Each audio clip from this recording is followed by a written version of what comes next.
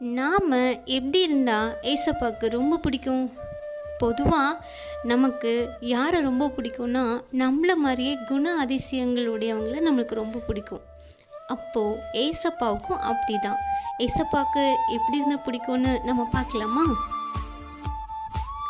நான் உன் நினப்பாவே இருக்கேன்னு சொன்னாரா, நாமளும் அவரோட நினப்பாவே இருக்கணும்.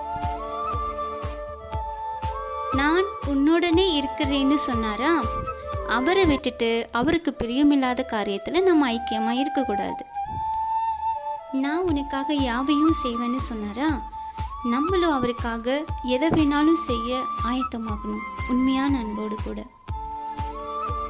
நான் உன்னை விட்டு விலகுவதில்லைன்னு சொன்னாரா, நம்மளும் அவரை விட்டு விலகாம வேதத்தில் பிரியமாக இருக்கணும்.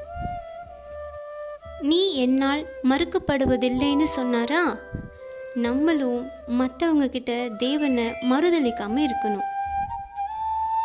அவர் அதிகாலமே எழுந்து பிதாவினிடத்தில் ஜெபம் பண்ணினாரா, அதே போல் நம்மளும் அதிகாலையிலே எழுந்து அவரோடு கூட பேசணும்.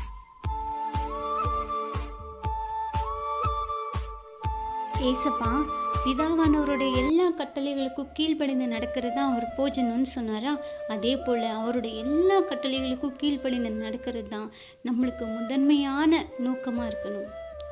ஆமீன்.